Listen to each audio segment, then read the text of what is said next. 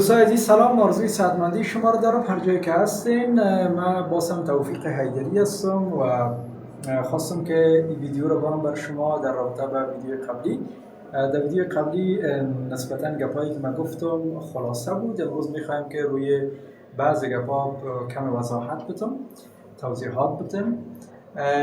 در ویدیو قبلی در رابطه با خانواده رحیمی صاحب و همچنان موضوع دیگه‌ای که دوستان گفته بودن که پویا گفته بودن که موضوع دزدی و نمیفهم موضوعات دیگه بود، در رابطه میخوام که کم وضاحت بدم. و چیز دیگه که مهمتر از او است، صحبت ما یا انتقاد ما بیشتر روی طرز تفکر پویا بود و همچنان روی گفتارش بود. یعنی بعضی گپا را اونا هم میتونه که به شکلی که هست باید بیان بکنن و اصطلاح آن ما بیخط تفکر کردن است.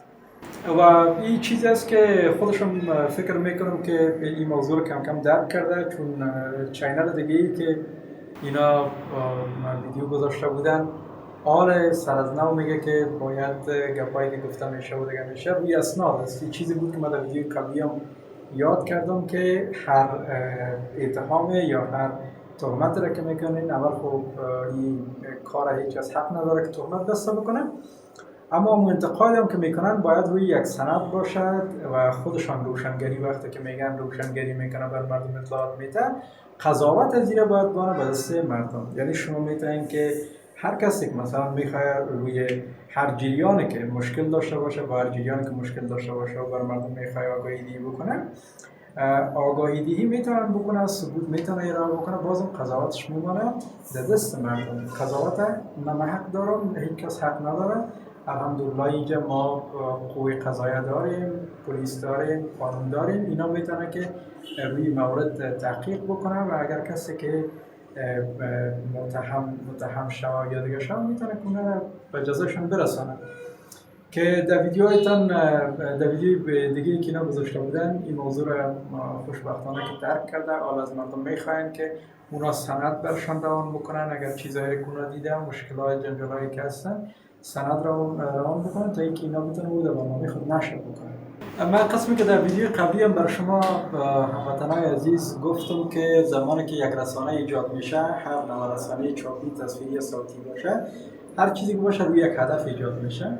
یعنی از شروع هدفشان مشخص است که ما باید بالای چی کار بکنیم. اما شما قسمی که ببینین یوتیوب چینل را که پویا ایجاد کرده یک بار ببینین. در یوتیوب چینل که اینا در ابتدا ایجاد کردن در اوجه نوشته است که چینل تفریحی، تنزیه و سرگرمی. اما وقتی که اینا چند ویدیو مندازه میبینه که از این طریق پول درآمد نمیکنن. از این طریق وقتی که پول درآمد نمیکنه اینا میرن به طرف ویدیوهای دیگه، ویدیوهای بعدی میرن و میخوان که پیدا بکنه که کدام ویدیوی من خوب بیننده میگیره که تا بتونم از طریق از او عاید بکنم. و تمام هموطنان ما معلوم است که یوتیوب یعنی زمانی که ویدیوها زیاد میشه از طریق از اونا بر کسایی که یوتیوب چینل ایجاد میکنن یک مقدار پول در اکانتشان میاد. به اون خاطر اینا زمانی که طنز گفتن، در حالی که اگر هدف ما سازندگی باشه، اگر هدف ما این باشه که ما جامعه را بسازیم یا مردم اصلاح بسازیم، میتونیم از طریق طنز اونا را اصلاح بسازیم. مثل ما طنزنویسایی که داریم یا ممثلینی که داریم، اونا از طریق طنز خود خیلی کارهای خوب را انجام میده و تغییرات نسبی هم در جامعه میآید. اما اینا هدفشان تنها این موضوع نبوده که ما بخوایم جامعه را اصلاح بسازیم، ما بخوایم مردم اصلاح بسازیم. فقط هدف از اینا این است که پول باید در جیب من بیاد. این که از کدام طریق میشه نمیشه اون دیگه برای من ربط نداره. من کوشش میکنم که این ویدیو رو پرتم ببینم کدامش برای من ویو یا عاید خوب میده. به اون خاطر من در شروع یک اشتباه کردم، یه تنظیم نشته کردیم، بیا برای پشت طنز اعلام میکنیم بیایم به طرف انتقاد و به طرف اتهام. کی بر تمام شما مطمئن هستم هموطنان عزیز واضح و آشکار است، مثل که یک تعداد افغانای دیگه هم هستن، دختر خانمایی که من این حق بر خود نمیدم که ابدا نام از اونا رو میگیرم تا که خدای نخواسته براتون توهین شده دیگه. اونا رو میبینین که میاین یک بار لایف میاین و در یوتیوب هستن یا دیگه هستن، شیشتن، نشه یا گیلاس یا هر چی دیگه دستشان هستن و با گفته خودشان بای فرند مونده اینجا هست. خب هدف از اینا چی هستن که میان تمام یعنی فکر کنید که زندگی شخصی خود میاد تصویر میکشه و بر مردم نمایش میده. خب یک چیز واضح است، خب میخواین که از طریق یک پول درآمد داشته باشن یا ویدیوهاشون مردم ببینن و پول در جیبشون بیارن که دقیقاً پویان یعنی با این کار خود همه یک چیزی را میخواین که اونا دو چینلشان اول سرگرمی نشته میکنن و طنز و سرگرمی و بعدا میبینه که ویو نداره، میه به طرف اتهام و ترور شخصیت برای سر افراد مشخص که اینا میکنن که اینا دوز هستن، اینا چون نقدر پول زدن و از یک قبیل که با چیز دیگه که من در ویدیو قبلیم گفته بودم درباره خانواده رحیمی صاحب بود که من از پویا خواسته بودم که باید معذرت خواهی بکنم و در این زمان اگر معذرت خواهی نمیکنن باید ویدیوشان دیلیت بکنن که درباره خانواده رحیمی خیلی جان رحیمی گفته بود.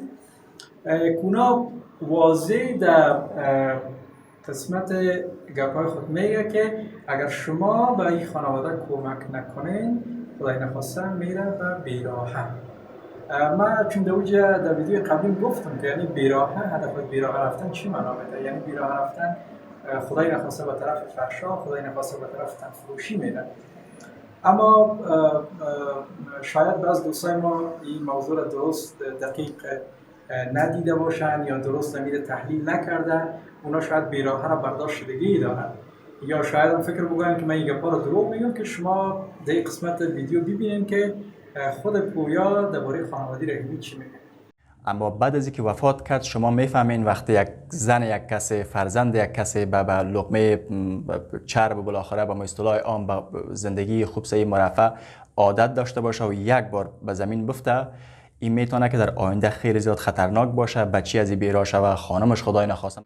میبینید که میگه که شما یک خانواده‌ای که مثلا با غذای چرب و نرم و نمیفهم زندگی آرام عادت کرده باشه، وقتی که اونا سرپرست خود از دست میده و غذای خوب برشان نرسه و زندگیشان دچار مشکل شوه، اونا میره به بیراهه، یعنی به طرف بیراهه میره که من قبلا هم گفتم بیراهه رفتن برای یک فامیل، برای خانم افغان یعنی چی معنا میده؟ یعنی میره به طرف فحشا، یعنی میره به طرف تنفروشی که این توهین مستقیم به خانواده افغان و خاصتا به خانم‌های افغان بود که اینا اهانت کردن و توهین کردن، اما با کمال بیشرمی هم تا هنوز نه ویدیوشون دیلیت کردن و نه حتی حاضر شده که حداقل بیایه و بگویه که من چیزی را گفتم اشتباه بود، یعنی این رو باید قبول بکنیم.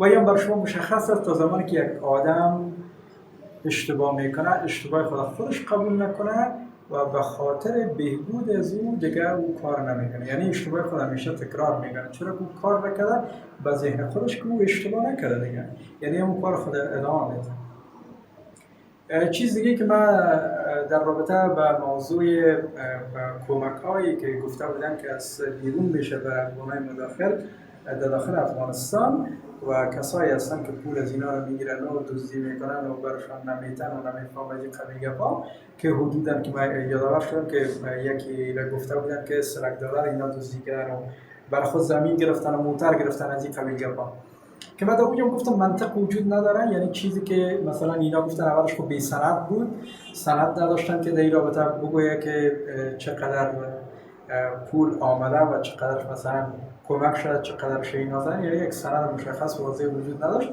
و دوم در این تعادل هم اینا در نظر نگرفتم که حداقل اگر وقتی که شما میگین که $300 ای آدم و خود زمین و موتر و این گپا خریده، خب مطمئنا نظر به این گپ شما حداقل $3 میلیون کمک شده باشه تا که اینا از اون $300 را بر خود گرفته باشه و زمین خریده باشه و دیگه مطابقی که چقدر خانواده‌ای را اینا کمک کردن و برشان غذا بردن و هر چیزی که بردن، یعنی کمک کردن و به شکل از اشکال که شما باز در ویدیوی بعدیتان ما در اونجا گفتیم که گپ شما منطق نداره و تعادل نمیفهم، تعادل هم اینجا شما در نظر نگرفتین که در ویدیوی بعدیتان شما میگین که چیزی که بازم سر از اون موضوع شما گفتین که یعنی کسایی بودن که پول روان کردن و زمانی که اونا تماس میگیرن که چطور شد پول ما کمک شد یا نشد، اینا میگن که ما مصروف هستیم، وقت نداریم.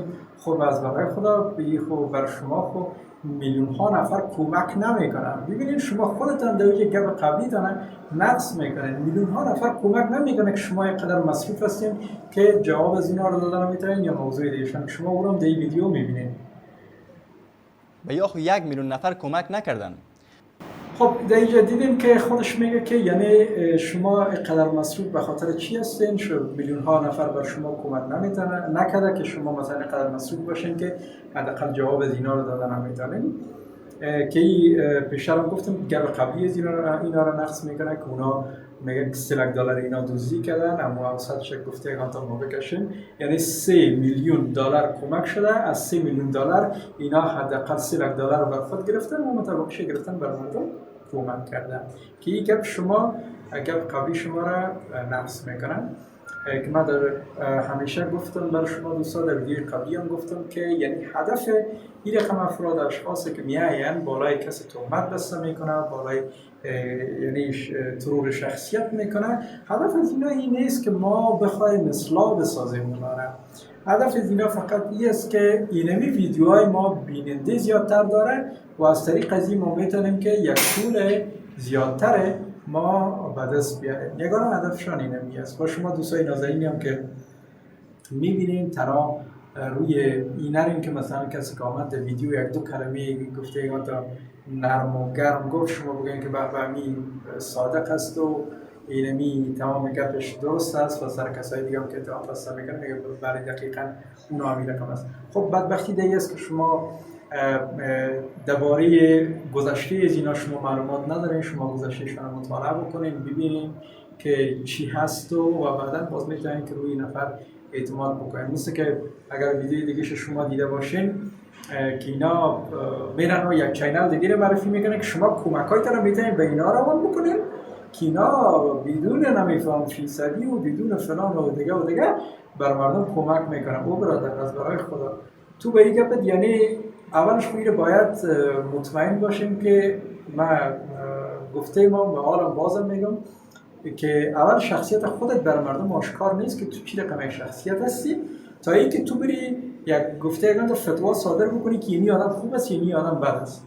این که مثلا آمده کسای دوستایی که ویدیوهای خود میبینه، من قبلا گفتم شاید یکی به خاطر از اینکه یک چند دقیقه وقتش بگذره ببینه که تو چی چتیات میگی، چند نفر دیگه هم شاید مفکوره خودت باشه این موضوع رو این ویدیوهات میبینه، به این فکر نباش که تو میلیون ها فالوورز داری که اونا میبینن و شخصیت تو را تایید میکنن. اما اگر از بک‌گراند خودت خبر شوه و از کارهای خودت با خبر باشه و دیگه باشه، مطمئن هستم که این موضوع رو از دست میدی. اما من میخوام که روی زندگی شخصی خودت یا روی موضوع صحبت بکنم، چون وقتی که من میگم که به زندگی شخصی کس شما حق نداره مداخله بکنم و به خودم یه حق نمیدم که من بیایم روی زندگی شخصی خود صحبت بکنم. و چیز دیگری که من از شما مثلا در ویدیوی قبلیم خواسته بودم که شما باعث شوین که یادم از خانواده رحیمی معذرت بخواه یا در ویدیو بیاین و اینا معذرت بخواه. یگانه دلیلش چی است دوستای نازنین؟ وقتی که یک نفر پیدا میشه این رقم صحبت میکنه، میبینه کس پشت رو نمیگیره، ویدیوش هم ویو میگیره، لایک و ویو پیدا میشه کسای دیگه هم که این رقم ویدیو میمونه، میبینه که اینجا کس پشتی گپ نمیگرده و دوستای هم که کامنت میمونه یا دیگه میگن حداقل از اینا وضاحت نمیخواه و اینا رو تبدیل نمیکنه که برادر تو میگه برای که میگی چی است چی نیست، روی کدام سند و شواهدی گپا. حالا میبینین که کسای دیگه پیدا شده و که گفتار از اینا را یا فکر کنین که امیر رقم برنامه از اینا را اینا هم کاپی میکنه و آمده و اونا هم شروع کرده کم کم به می موضوعات. خب اگر شما دوستایی که بیننده هستین، شما کسایی که امروز هر یوتیوب چینل را میبینین یا هر ژورنالیست را میبینین یا هر افراد سیاسی را که میبینین، شخصیت های سیاسی را میبینین، تا حمایت شما مردم با اونا نباشه هیچ هستن. یعنی حمایت ما و شما است که اونا میاین شخصیت سیاسی میشه، اونا میاین مثلا یک چهره محبوب در جامعه میشه، اونا میاین یک هنرمند خوب میشن و دیگه میشه. این حمایت ما و شما است. اما حمایت ما و شما باید کورکورانه نباشه. حمایت ما و شما باید صادقانه باشه و کسی را باید وقتی که حمایت میکنیم حداقل در مورد از اون یک معلومات داشته باشیم و بعدا از اونها حمایت بکنیم. اگر این در غیر صورت می‌بینیم که این جنجالات به روز زیادتر میشه و در پشت بود و هیچ نتیجه هم به دست نمیاد. اگر این نتیجه مفکوره جوانمایی است یا خاص مفکوره جوانمایی است که ما اصلاحات بیاریم، با این کار اصلاحات آوردن نمیشه. که تو برو بالای از اون انتقاد بکو، اتهام بسته بکو، بالای از اون توهین بکو، تحقیر بکو. یعنی ما در ویدیو قبلی من گفته بودم بر شما دوستای نازنین که این آدمی که خود ژورنالیست یا خبرنگار میگه، اینا اصلا از ژورنالیسم بوی نمیبرن. یعنی هیچ ژورنالیست شما ندیدیم که اونا مستقیما برای یک نفر تعرض بکنن و اونا رو توهین بکنن. که در یکی از ویدیوهای دیگه یکی از کسا رو اینا مستقیم میگن که نمیفهم اوباش و لندغر و ای و او. خب من دیگه گپاتم کار ندارم، اما این توهین است. اون که شخصیت از او آدم چی است من در او کار ندارم. من با او آدم کدام گفته یکان تا سلام علیک دارم، نه او آدم نشناسم دیگه. اما این که خودت مثلا با او میگی که اوباش لندغر ای او، خود درست است، او آدم او رقم، اما تو کی هستی که با این زبانت یعنی خودم امور رقم جلوه میده؟ یک لچک، یک اوباش، کسی که نه به پدر خود احترام داره، نه به مادر خود احترام داره، نه به برادر خود، نه به خود، نه به کشور خود، نه به زن، نه به طفل، نه به کهنسال، نه به بزرگ، به هیچ کس احترام نداره. یک لچک اوباشی که تمام روز تفنگچه و تفنگ و برچه میگردانه. درست است بی سواد، اما خودت ادعای عجیبی داره که من ژورنالیست هستم. اصول ژورنالیسم میره نمیخواه و نخواسته که شما این رقم صحبت بکنید. یعنی اگر شما این کار میکنید پس شما اصول زیر پا کنید. چیز دیگه که من میخوایم که امروز درباره از صحبت بکنم دوستای نازنین، از افغانای ما که در خارج هستن کمک‌های کونا میکنن که من از ته دل از طرف مردم، از کسایی که در افغانستان زندگی میکنن، از اونا قلباً تشکری میکنم که کمک میکنن. اما یک خواهش بسیار کوچک عاجزانه دارم، اون است که زمانی که شما یک خیرات، صدقه یا هر چیزی که شما روان میکنید، من فقط این از شما سوال میکنم که اگر بر ما بگوییم که این بر رضای خدا، به نام خدا روان میکنیم، یا ای که مثلا شما این روان میکنید تا ای که در بین قوم یا در بین میدیا یا در هر چیزی که از شما شهرت پیدا بکنید. اگر ما به رضای خدا یک کار را میکنیم، ما پشت شهرت نمیگردیم. این بر شما معلوم است، واضح از حدیث است که میگه بهترین صدقه یا خیرات است که این دست از این دست خبر نشود.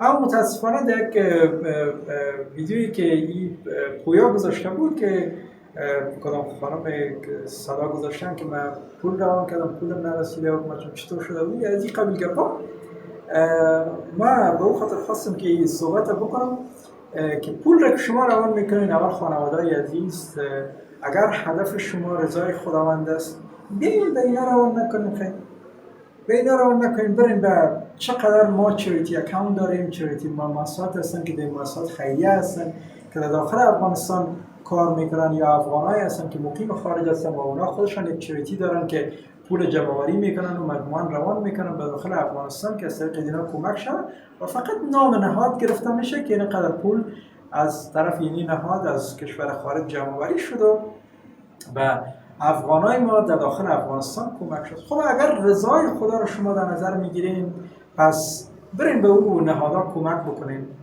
برین به اون نهادها که وقتی که ایجاد میشه و کلشان مطمئن هستن، وقتی که زمانی در خارج است یا داخل از تمامشان وبسایت داره، راههای ارتباطی داره دیگه داره، خب برین به اونا کمک بکنین. اگر اینکه مثلا هدف از این است که ما نام ما برای اون نمیفهم، این قبول که به نظر من این کارتم درست نیست و بعدا کس را متهم نکنیم که ولایت شد و فلان شد و فلان شد. یا مثلا یک ویدیویی که پویا گذاشته بود که یک خانم یا کس بر من گفت که ما برادر خواهر و دو برادر یا خواهر هستیم یا خواهر دو برادر نمیفهم، از سه ما کمک کردیم، باز برای ما گفتیم یکی ما گفتیم به این گروه، یکی ما گفتیم به این گروه کمک شد، یکی ما گفتیم به اون گروه کمک شد، باز اینا و یک ویدیو رو بر عرصه ما روان کرد که این ما بر شما کمک از برای خود این کار منطقی نیست. خب من فکر نکنم که یک چیز صورت گرفته باشه، چرا او رو بدون سند این دوست ما گفت که حتی نام از اونا نبردن، فقط گفتن این یک چیز شده. فکر نکنم یک چیز باشه، درست منطقی نیست. و اگر هم یک چیز باشه از این خانواده کمک میکنیم. وقتی که شما فامیلایی را که در افغانستان خودتان میشناسین و میبینین که دوچار مشکل هستن و از اونا شما آدرس دارین، شماره تلفن دارین، کل چیز دارین، پس چرا مستقیم برای خودشون کمک نمیکنین؟ از برای خدا خب برای مستقیم کمک. خیلی که نامتان نامده، یک میدیا نامده دیگه نامد، خب برای این امور کمک بکنین و برشان همون کمک تانو برسانین و والله اعلم. اما شما نه، شما میگین که این فکر نکنم که ثواب خورما گفته شده خاطر ازی که شما میخواین از یک طرف نامتان باید در رسانه بیاید، از یک طرف دیگه میگین ما باید ثواب کمایی بکنیم و اگر دچار مشکل هم میشین که نمیفهمید موضوع درست است یا نیست، باز سر صدایتان بلند میشه که مرایت رس و فلان است و اسفلان است و دیگه است. و کسایی هم که مطمئن هستم برای افراد کمکایشان دوام میکنن و دیگه میکنن، قسمی که اینا پویا در برنامه خود خواسته که اونا سند بتر دیگه بتر، خب میتونید سند تر وازی روان بکنیم بگوین که ما اینقدر پول از طریق وسترن یونیون، مانیگرام، هر چیزی که از شما پیپال از هر چیزی از که روان کردیم این سندش هست. اما این آدم اینقدر پول گرفته برای احمد محمود اینا کمک کردن و هست. گفتن یک مقدار بود دوستای نظرین، امیدوارم که آزرده نشوین. شمایی که میبینین خواستن افغانایی که من درباره کمک‌هایشان گفتم، امیدوارم شما آزرده نشوین. تا دوره دیگر بدونید.